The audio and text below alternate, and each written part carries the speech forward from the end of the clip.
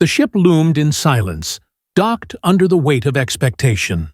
It was supposed to be the Navy's pride, a marvel of engineering and power. Yet deep in its core, the heart of steel had failed. The massive engine, designed to roar across oceans, refused to start.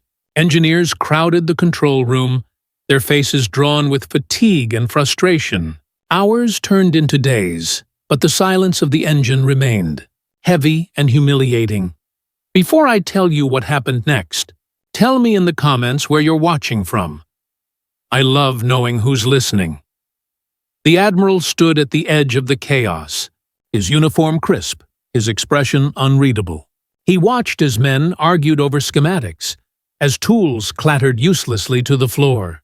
They tried everything modern training had taught them: recalibrations, diagnostics, calculations scrawled on whiteboards. Still, the ship was nothing more than a floating shell.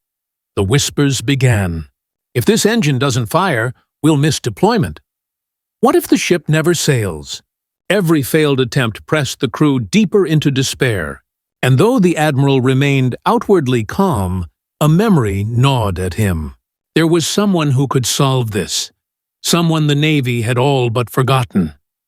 The name surfaced in his mind like a ghost, a man once hailed as a genius, then quietly pushed aside, his methods too unorthodox for the modern Navy.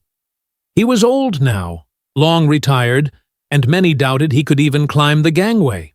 Yet the Admiral remembered something the others did not. When the impossible happened, this man had always been the answer. "Find him," the Admiral ordered. His voice carried the weight of command. "Bring him here." The engineers balked. Some exchanged doubtful glances. One muttered, "We don't need relics. We have technology." But the Admiral's gaze silenced them. Hours later, the forgotten man appeared. His uniform was gone, replaced by simple work clothes.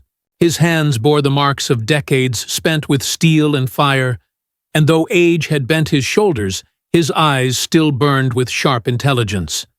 The crew expected speeches or theories. Instead, he walked straight to the engine room. He ran his calloused hands along the steel, listening, almost as though the machine itself were speaking. He leaned close, pressing his ear to the housing, and whispered, "She's been neglected. She doesn't like it." The engineers rolled their eyes, muttering about superstition. But the Admiral said nothing. He remembered.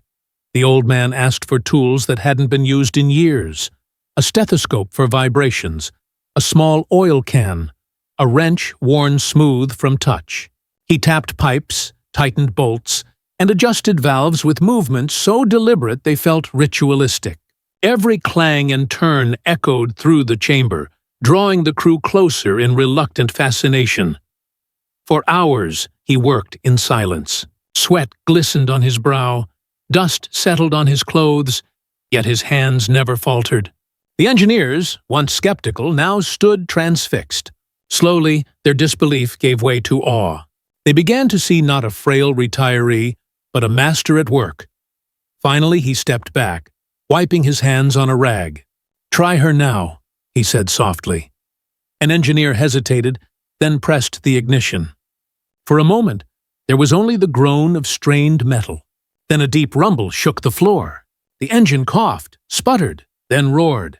The vibration ran through the walls, through the bones of every sailor present. The ship had awakened. Cheers erupted, men clapping, shouting, their relief and pride flooding the room.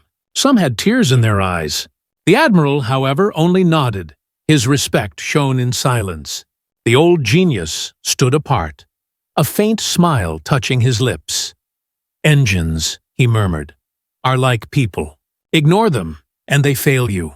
Listen to them, and they'll never let you down. Because greatness doesn't vanish. It waits, patient and silent, until the world remembers to call for it." And as the ship cut through the harbor waves once more, the lesson lingered. Even forgotten hands can carry the power to move giants. So if this story moved you, make sure to subscribe and share it. Because stories like this remind us Sometimes the answers we need aren't new. They're simply waiting to be remembered.